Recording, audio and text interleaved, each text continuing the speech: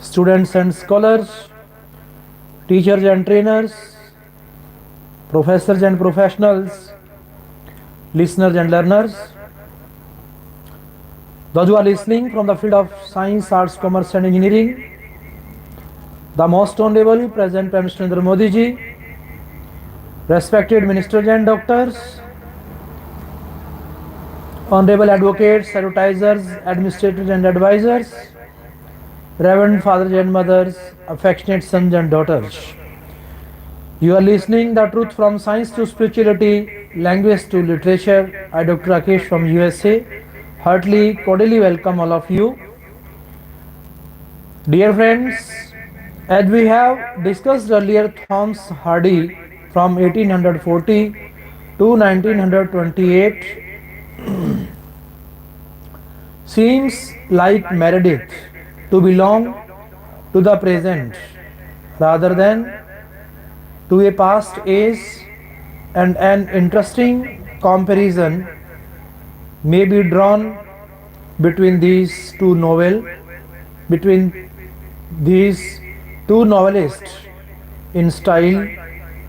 Meredith is obscure and difficult, while Hardy is direct and simple, aiming at realism in all things. Meredith makes man the most important phenomena in the universe, and the struggles of man are brightened by the hope of victory. Hardy makes man an insignificant part of the world, struggling against powers greater than himself, sometimes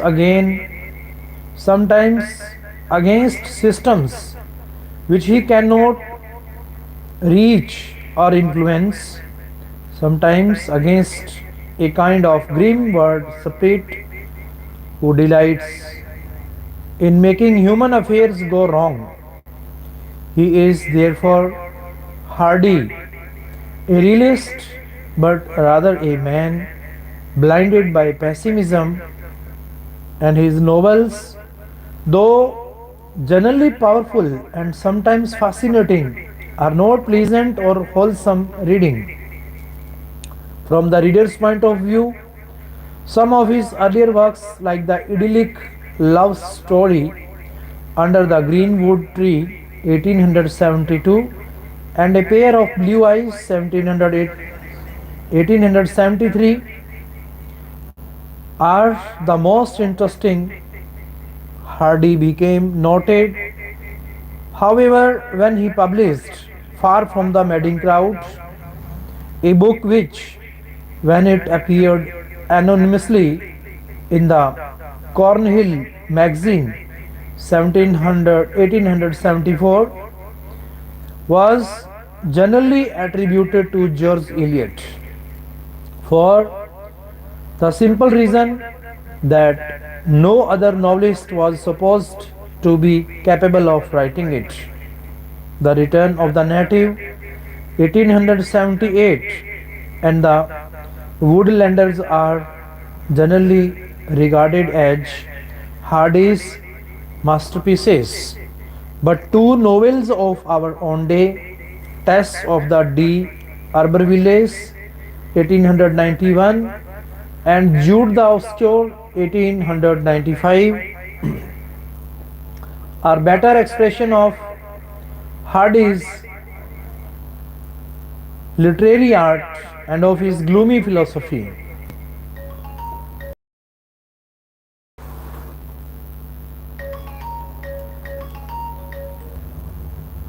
Paradigm shift from women's studies to gender studies.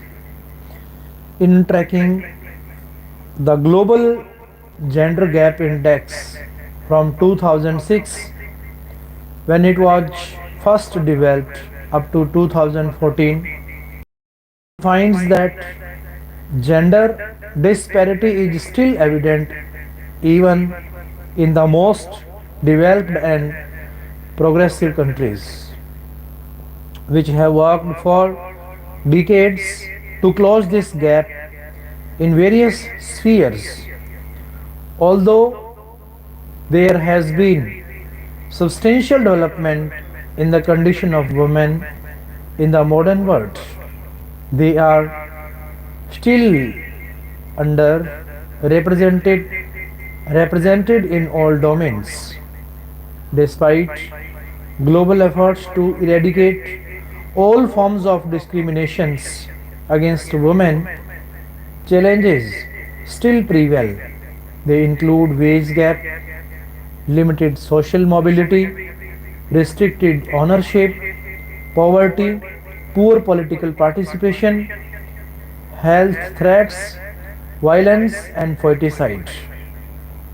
To fight sex based discrimination, some countries drew plans and implemented reforms to help eradicate the discriminatory processes, apparatuses, and tactics that feed gender discrimination and naturalize gender roles. However, men still enjoy a disproportionate a disproportionate share of society's resources, reward, and privileges, while women are often deprived of equal opportunities in education attainment, utilization of competitiveness and talent, and freedom of choice. Our part of the world, although genuinely willing to bring about the necessary changes by exerting some effort in this regard, seems either to be going in the wrong direction or proceeding at a very slow pace, or maybe it is a word trapped in its own narrative of reform, still struggling to transcend rhetoric, ceremonies, and PowerPoint presentations. Although there have been efforts in the last 2.5 decades to import various paradigms of reform that would help build an environment compatible with democracy and equality. Many countries in the world still ranks the highest in gender imbalance. Welcome all of you, sir. Your presence is praiseworthy, admirable. Our dear friends, scholars, learners, and professionals, directors, administrators, those who are watching, I heartily, cordially welcome again. In most of the countries, there is an ongoing effort to modify curricula for the intended purpose of attaining gender equity. Unfortunately, modification in curricula were themselves subject to various gender related discriminatory practices. Women in some of the countries, for example, are almost completely erased from history books as founders, scientists, and reformists. Their contribution to state or nation buildings is completely ignored. They are deliberately erased from the Arab and Islamic memory and the archives of scientific advancement and evolution. Instead, they are mentioned in general as sacrifices, victims of tribulations, and beneficiaries of salvation, a narrative that has perpetuated stereotypes of women's fragility, vulnerability, incompetence, and passivity, and projects women as emotional and incompetent for leadership. Generally speaking, women's roles are still viewed within the personal sphere of and the family. They are either the biological machines of reproduction or a symbol of the nation's honor. A woman's best choice is still to marry and beget children. her worst fate in case she is believed as not maintaining the honor of the family through preserving her chastity is to be killed. Being a woman thus often means a perpetuation of her biologically determined roles, subservience, and acceptance of violence against her. Elsewhere, always been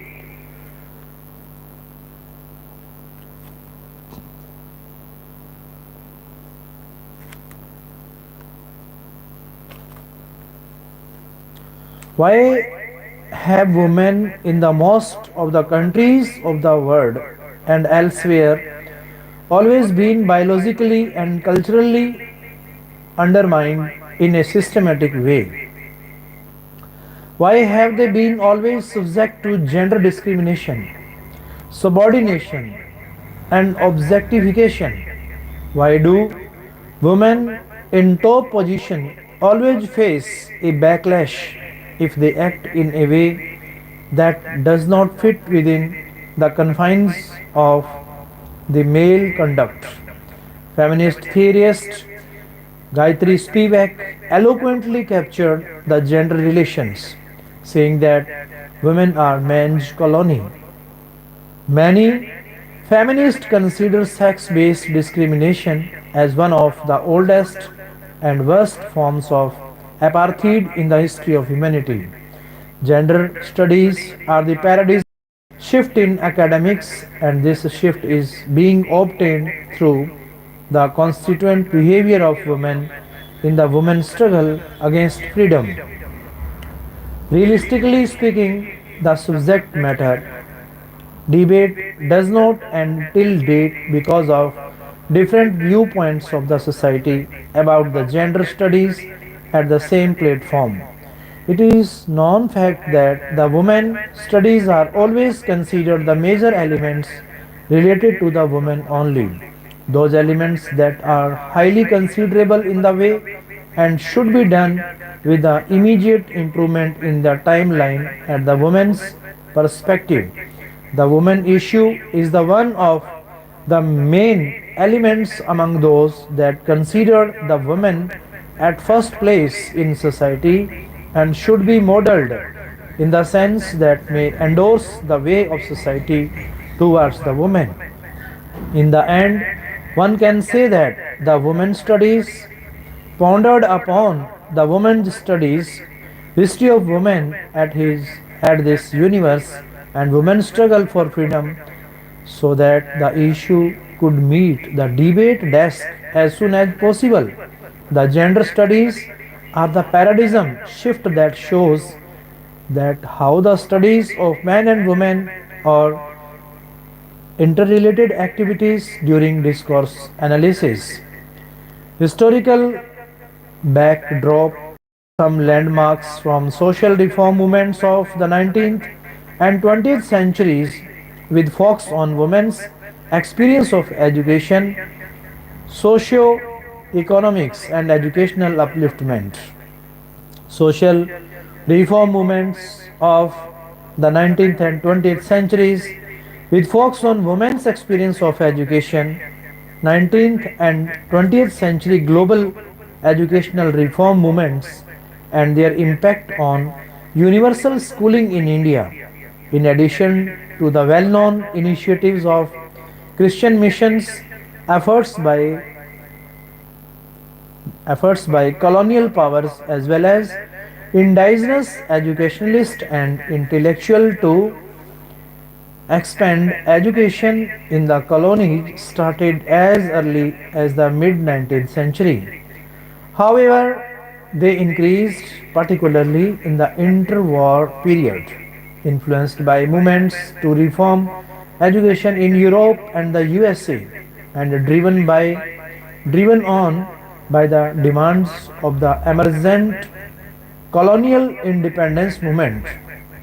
This was accompanied by a worldwide network of reforming educationalists in the form of the New Education Fellowship.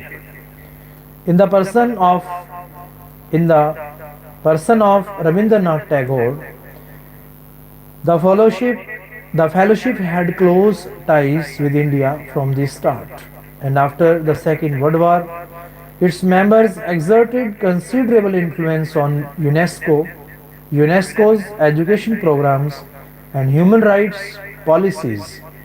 At the GHIL, a habilitation thesis is concentrating on some of these aspects with a global focus. The topic also holds a lot of potential for a regional study in India. The diversity of caste, tribal, and region in India pose a challenge to a more homogeneous construction of what constitutes a schooled child. In his imagination, given the historical expansion of schooling is an important area of the research program of the TRG. Further, there is interest at the GHIL in changing concept of the schooled child in European school reform. The 19th century was the period that saw a majority of women's issues come under the spotlight and reforms began to be made. Much of the early reforms for Indian women were conducted by men. However, by the late 19th century, they were joined in their efforts by their wives, sisters, daughters, proteges, and other individuals directly affected by for women's education. By the late 20th century, women gained great autonomy through the formation of independent women's own organizations. By the late 30s and 40s, a new narrative began to be constructed regarding women's activism. This was newly researched and expanded with the vision to create logical and organic links between feminism and Marxism, as well as with anti communalism and anti casteism, etc. The Constitution of India did guarantee equality between the sexes, which relative lull in women's movements until the 1970s. During the formative years of women's rights movements, the difference between the sexes was more or less taken for granted in that their roles, functions, aims, and desires were different. As a result, they were not only to be reared differently but treated differently also. Over the course of time, this difference itself became a major reason for initiating women's movements. Early 19th century reforms argued that the difference between men and women was no reason for the subjugation of women in society. However, later reforms were of the opinion that indeed it was this particular difference that subjugated women to their roles in society. For example, as mothers, therefore, there was a need for the proper care of women's rights with the formation of women's organizations and their own participation in campaign, their roles as mothers as again stressed but in different light. This time the argument was for women's rights to speech, education and emancipation. However,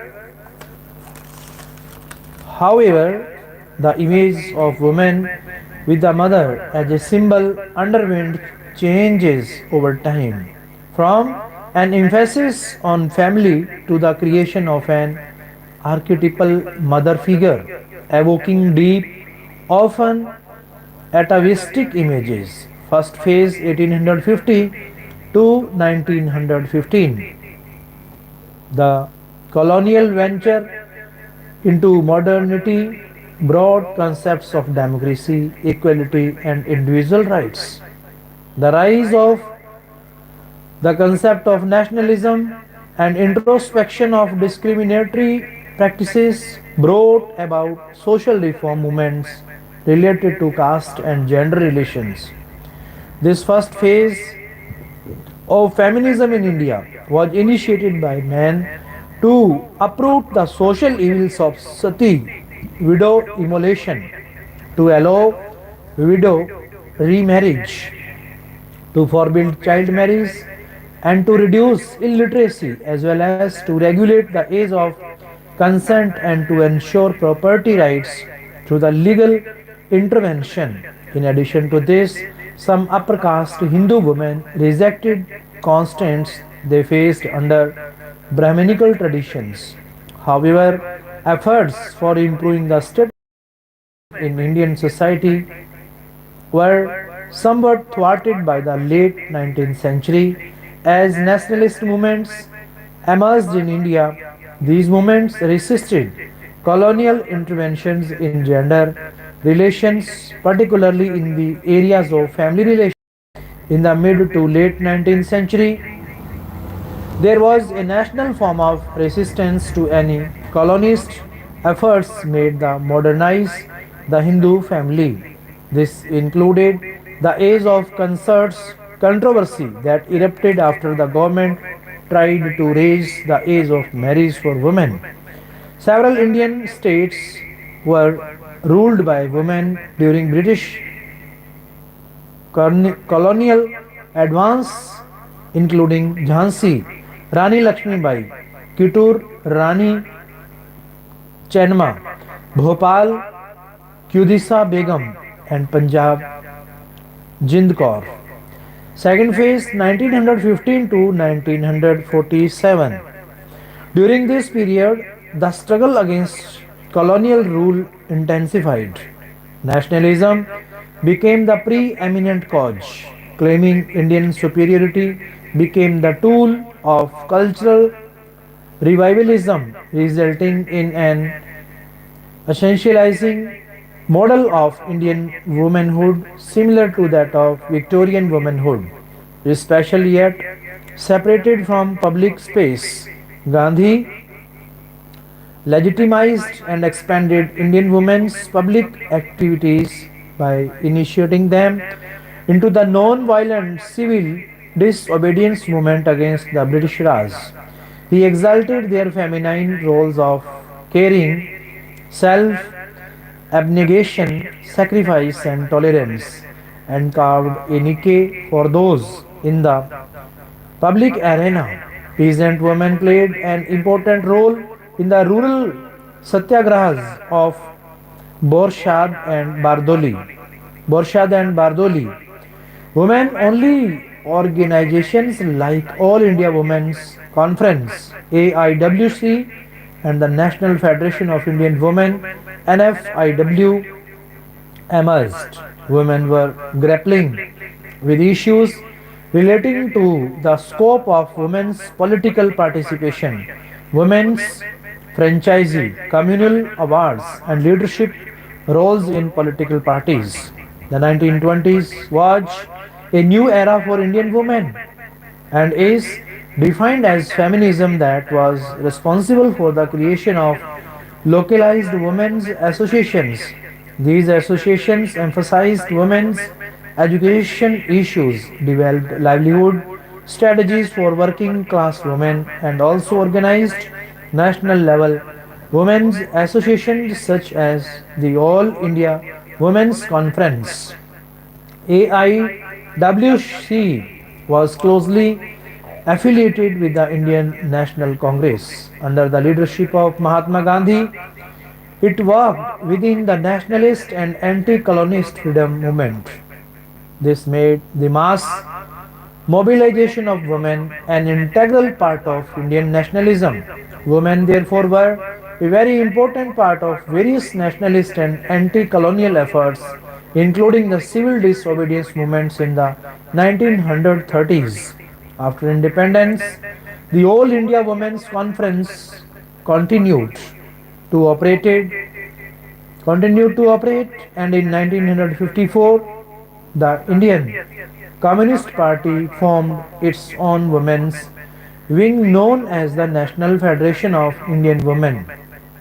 However, feminist agendas and movements became less active right after India's 1947 independence, as the nationalist agendas on nation building took precedence over feminist issues.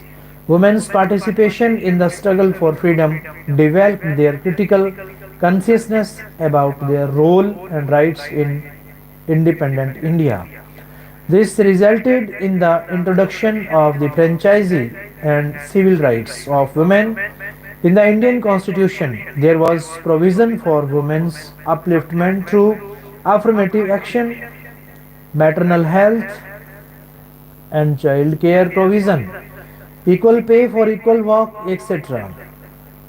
The state adopted a patronizing role towards women. For example, India's constitution states that women are a weaker section of the population and therefore need assistance to function as equals. Thus, women in India did not have a struggle for basic rights as did women in the West.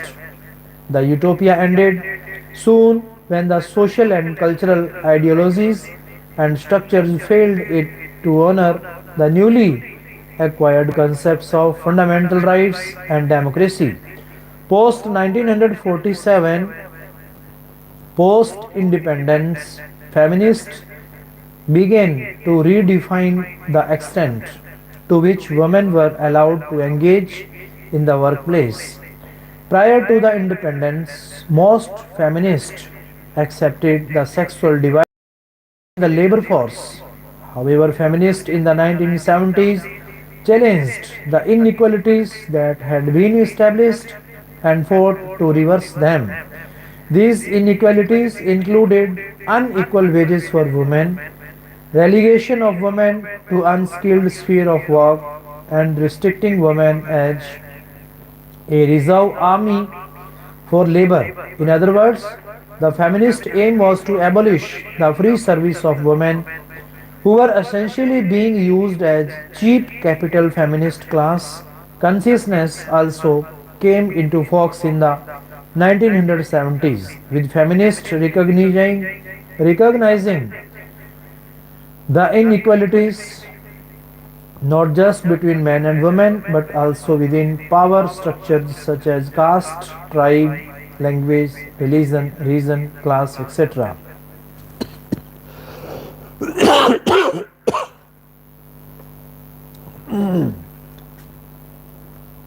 This also posed as a challenge for feminists while shaping their overreaching campaigns, as there had to be a focus within efforts to ensure that fulfilling the demands of one group would not create further inequalities for another. Now, in the early 21st century, the focus of the Indian feminist movement has gone beyond treating women as useful members of society and a right to parity, but also having the power to decide the course of their personal lives and the right of self determination. In 1966, Indira Gandhi became the first female Prime Minister of India. She served as Prime Minister of India for three consecutive terms, 1966 to 77, and a fourth term from 1980 until she was assassinated in 1984. In 2014, an Indian family court in Mumbai ruled that a husband objecting to his wife wearing a kurta and jeans and forcing her to wear a sari amounts to cruelty inflicted by the husband and can be a ground to seek divorce. The wife was thus granted a divorce on the ground of cruelty as defined under section 27(1)(d) of Special Marriage Act 1954. In 2016, a judgment of the Delhi High Court was made public, in which it was ruled that the eldest female member of a Hindu undivided family can be its karta. Gender, education, and inequality.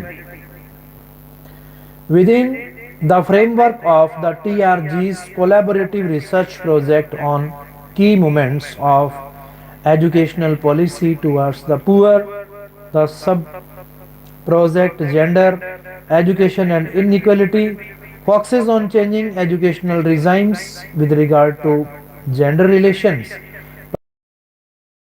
opportunities for women from the 1820s to the late 20th century. Central issues to be explored will include changes in the access of men and women to formal educational institutions, changes in the gender differentiated content of education or curriculum, such as debates and policy statement on the need to educate women as women or mothers and keep them away from science or literary instruction. The emergence of women as agents in the contested terrain of educational policies, politics, as teachers, experts, and educational policy makers, and the linkages between educational policy, literacy, and the development of feminism, as well as other emancipation movements, changes in the conception of gender, underlying educational policy making, the way in which education contributes to the construction of gender difference, the naturalization of gender hierarchies, or more egalitarian modes of gender identity and practice, the effects of literacy and education on notions of life cycles and on individual courses. The sub-project looks at gender and education from an intersectionality perspective. It will analyze the gender politics of educational projects and debates in relation to other power relations along the lines of caste, class, and colonialism or imperialism. Moreover, it will take into account the question of changing notions of life cycles and debates about girlhood and widowhood as crucial to the development of female education.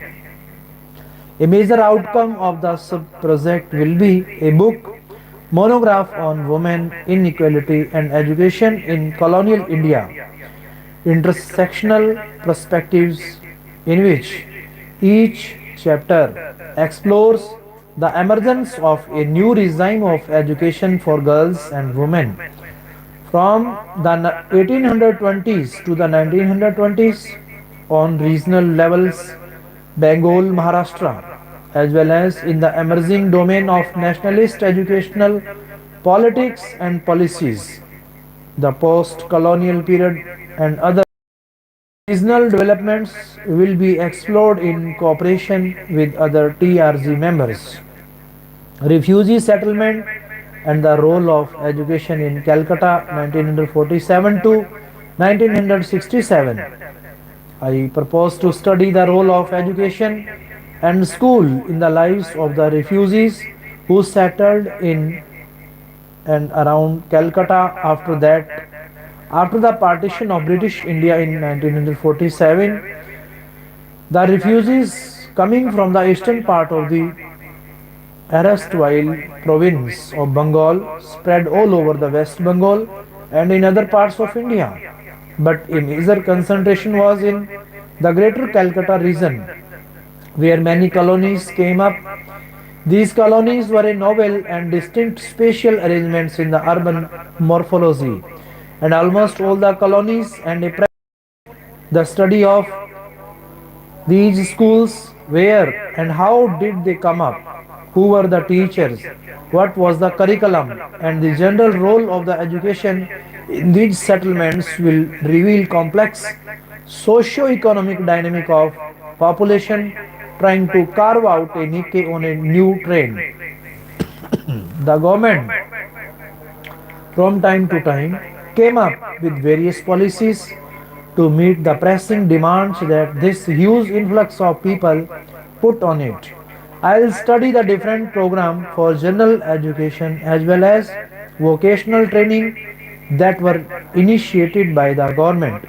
In this process, the refugees had to negotiate with the erstwhile, erstwhile residents of the city. The partition based on religion made the position of the Muslim population in Calcutta vulnerable. There was distinct spatial reorganization of the city which affected the Muslims. I want to conclude my study with an exploration of the relationship between the refugees and the Muslims and how in the process the Muslim educational institutes in the city got affected. This is crucial for an understanding of the overall situation. Most often, while focusing on the refugee population, one tends to forget about the host population, more specifically, the condition of the minority. The project, on one hand, tries to focus on local issues and each out a dense picture of various processes related to educational institutions and policies, and on the other wants to open up a crucial but neglected aspect of partition studies.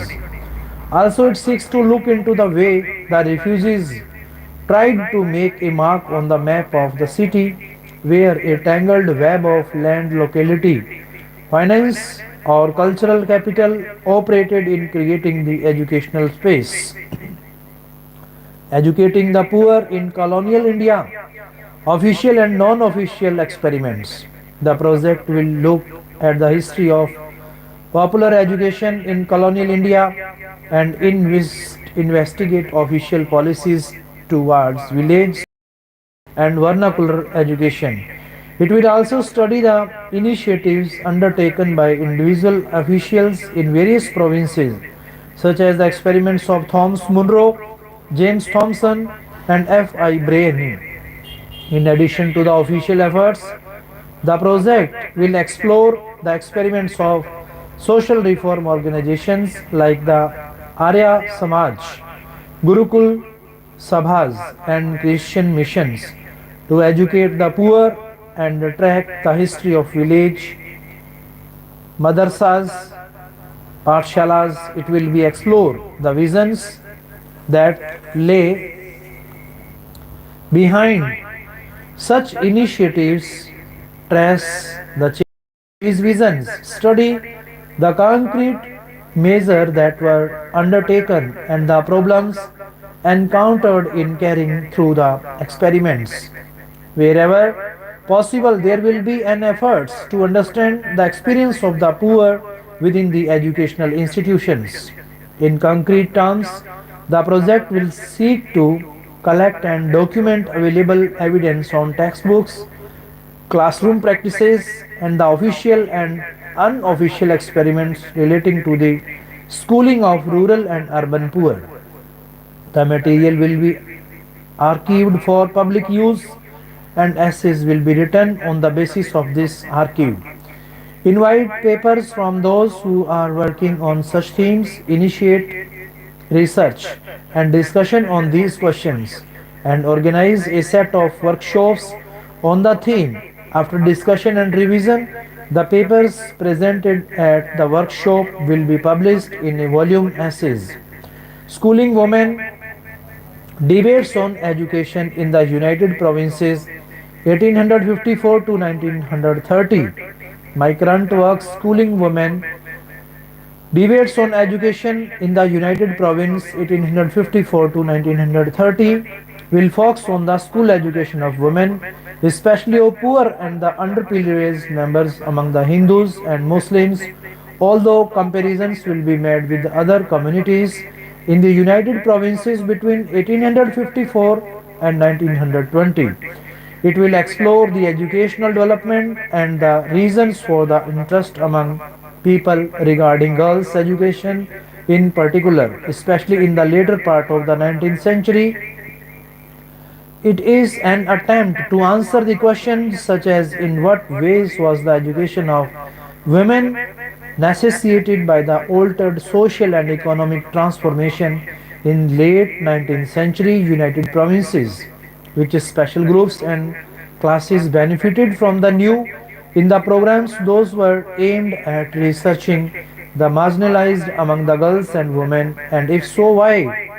Comparisons will be made between boys and girls education through debates regarding the curriculum, funding special schools or co-education, compulsory education and creation of demand of female education through the grant of privileges. My work focuses on the 19th century, which is the beginning of formal colonial education in India, but a un, underrated research field for my research questions and a great challenge due to the lack of easily accessible primary sources. Stri Siksha towards a conceptual history. A large and diverse body of instructional material for women began to appear in the 1870s in Hindi. These scopes that variously comprised didactic novels, advice books, conduct manuals, instructive tales, moral essays, and journals presents us with a rich archive from which to track the debate on women's education in colonial North India. The term Stri Siksha occurs fairly frequently as a title in this literature. My project is invested in understanding the contours the term Stri Siksha takes between the years 1870 and 1930. The term came to be used first in response to and later contradiction from the colonial government's policy on female education, its establishment of girls' schools, and promotion of culture of textbooks.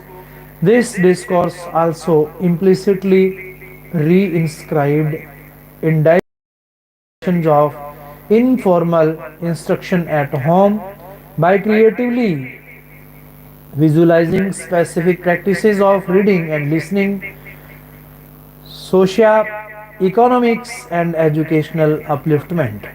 The socio-economic impact of female education constitutes a significant area of research within international development.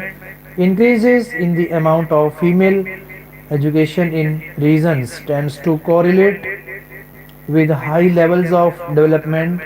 Some of the effects are related to economic development.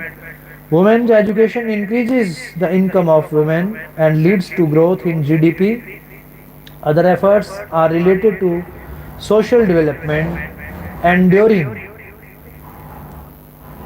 educating girls leads to a number of social benefits, including many related to women's empowerment. In the teachings, there are two extraordinary statements about the education of women. First, that women's education is of greater importance than men's education, and secondly, that not until the equality of opportunity in education for the two sexes is established will the foundations of war be removed. These challenging ideas deserve study in order for us to understand their meaning and ramifications. The principle of sexual equality in education. One facet of the general principle of the equality of the sexes was revolutionary when given by Pahulas in the mid 80s. It was set forth more than half a century before Western thought added sexual equality to its list of rationally based moral principles of relevance to political life, such as democracy, secularism, and the rights of the individual. And long before it became enshrined in numerous national and international documents as a politically correct universal value. The signs of the rapid convergence between the idea of the secular world and the teachings of the Bahá'í faith are abundant in the political and economic sphere. For example, this is conspicuous presently in the enthusiasm for global governance among thinkers, academics, and international institutions. It can also be seen in the acceptance among many influential opinion makers of the need for a world currency and for international economic policy coordination. Many other ideas and institutions prescribed by Baha'u'llahs in the last century have been embraced by the world in the past few decades. The recognition of the wisdom of the Baha'u'llah's emphasis on women's education is a recent addition to the list of areas of convergence. Women account for roughly half the world's population, perform two-thirds of the earth's work, receive one-tenth of the world's income, and have less than 100th of the world's property registered in their names. Female deprivation is particularly acute in the developing countries with high levels of poverty. Though in affluent nations, women also suffer house status due to conservative attitudes. The most dramatic and telling statistic of women's status is the sex ratio in the population, that is, the number of females per 100 males. It is a well-known fact that life expectancy at birth favors females. This appears to be a biological constant, yet the proportion of females to males varies greatly across different regions of the world. For example, the proportion of females is 52.5% in the industrialized world, but in sub-Saharan Africa, women account for only 51% of the population. The figures are 48% of the population in East Asia and less than 47% in South Asia. From figures such as these, economist Amartya Sen has estimated that there are 100 million women missing in the world. Sen describes that the fate of these women as one of the more momentous problems facing the contemporary world. This is a moral as well as a development related problem. The overwhelming reason why 100 million women are missing in the world is excess female morality. In the developed world, women outlive men by an average of 6 years. By contrast, in large parts of South Asia, men can expect to live longer than women. Differential mortality is only the most dramatic manifestation of systematic discrimination against females. Women and girls are more likely to be impoverished than men and boys. Also, studies have found that girls are fed less than their brothers and that their illnesses are less likely to be treated. It should come as on surprise than that in most regions of the world, female literacy and education fall far short of male literacy and education as shown in table 1. While poverty and cultural factors must surely influence the extent of female deprivation, they do not explain it entirely. For example, sub-Saharan Africa is one of the poorest regions of the world, but the problem of excess mortality of females is much less severe there than in South Asia. The economic and social gains from female education, equality of the sexes in terms of men and women's command over resources, their access to education and health, and in terms of freedom to develop their potential has an intrinsic value in its own right. The equal treatment of the sexes were intrinsic reasons is, in the parlance of welfare economics, the equity reason for reducing gender imbalances. A second important reason in favor of reducing gender imbalances is what might be termed the instrumental reason, that is, the gains to be had from granting equality. For example, if with equal education, women's contribution to economic development is comparable to men's, then reducing gender imbalances in education will enhance women's capacity to contribute to economic progress. This is the efficiency reason for reducing gender inequality in areas where women are currently deprived. Economic efficiency. Human capital theory suggests that just as physical capital machines arguments augments people's economic productivity, so human capital acquired through education improves the productivity of individuals. Studies of the sources of economic growth demonstrate persuasively the education plays a major role as a factor in the rise of output per worker. The new growth theories in economics education and human resource development at the center of their explanation for long term economic growth. Confidence has grown in the belief that education affects economic growth because many studies have shown the positive correlation between a country's educational effort and its economic status, and causality has been attributed to education. Prominent examples of this are the so-called miracle economies of East.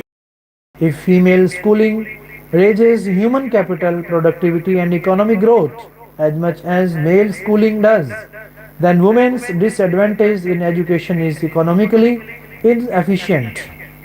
Research worldwide shows that, in general, the economic benefits from women's education, calculated as the economic rate of return to education, are comparable to those from men's education. Thus, from the point of view of economics efficiency, the gender gap is the gender gap in education is undesirable. Social efficiency. While the economic benefits of educating girls are similar in size to the economic benefits of educating boys, recent findings suggest that the social benefits from investing in female education are far greater than those from investing in male education. Specifically, female education has powerful effects on the total fertility rate, the infant mortality rate, the female disadvantage in child survival, and on child health and nutrition. By contrast, statistical analysis show that male schooling has relatively much smaller effects on these important social outcomes. The findings in the studies cited above are corroborated by international as well as national studies, and they demonstrate the powerful role of women's agency and women's educational empowerment in reducing desired family size, fertility, population growth, morbidity, child mortality, and gender bias in child mortality, while at the same time showing that men's education mattered comparatively less to these important social outcomes. Dear friends, as you have listened, vast, you are really praiseworthy, admirable, appreciable. Your presence is really praiseworthy because you are listening the truth of our India, from science to spirituality, language to literature, root to fruit, bottom to top, first to last. Our present rulers, those who are ruling in this present time in India, on this holy motherland, they are providing the message of oneness, equality, brotherhood, humanity, compassion, sympathy. This is the great message from our holy motherland, from our Indian nationalistic thoughts for the worldly people, because India is the starter, beginner, and initiator in the different fields of agriculture, industry, means of communication, transportation, railways, post offices. In all the fields, India has become explorer, exposer, and exporter because of its fundamentality, its basics. India has the power to recreate, regenerate, and reoperate in the presence of our present time, with having the 100% present sense of mind, by having the grace and blessings of our forefathers, foretellers, forecasters, free thinkers, freedom fighters, those who came first on this land. They were known as the starters, beginners, and initiators of the different cultures, customs, languages, caste, creed, religions. All they came on this Indian land for rejuvenating and for reoperating, regenerating our youngsters. As our President Prime Minister Narendra Modi ji, who started a number of programs all the world, not only in India but all over the world, for recollecting and rememorizing our Indianness by providing them talents, skills to our youngsters. And his thought, his imagination, his ideas, his opinions for our nation are really praiseworthy, appreciable, and admirable for our futuristic generation, as we are going through, whether we are going through number of social evils, economic crisis, political disturbances and tribulations. But if we remember, recollect the energy that was provided, blessed, graced by our forefathers, foretellers, forecasters, those who were the starters of the different religions, like Shri Guru Nanak Dev Ji Maharaj, who in 1469, and in the different religions there were the starters like Gautam Buddha, Mahavir Swami, Lord Krishna, Lord Rama. And in the different religions, many philosophers, many starters, generators, creators came to make us aware about our present. So if we will keep ourselves in present, then we can hold, can control our future, and our present lies in the past. It was written by Pandit Jawaharlal Nehru through his book The Discovery of India. In that book, he specially quoted Robert Frost's ideas through birches. The woods are lovely, dark and deep, but I have promises miles to go before I sleep. We read the great sermons of Mahatma Gandhi, The Truth and Non-Violence. There were two personalities who born in 1816 to make us aware the relations. By that, thereby our India is known all over the world. With that words, Swami Vivekananda went to the USA in 1893, proclaimed, advocated, and appealed to the worldly people, my brothers and sisters of the America. These words, which created up in the whole universe, not only externally but internally also. It handled, it directed, instructed, informed a lot of energy at that time, the same energy which is being run in our youngsters for bringing our nation higher than before, better than before, nicer than before. So, dear friends, ultimately I would like to thank all of the ministers, doctors, honorable advocates, advertisers, administrators, and advisors, and the most honorable President Narendra Modi ji, even all our scholars and learners. I thank again. Thank you all of you. May God bless all of us. Thank you.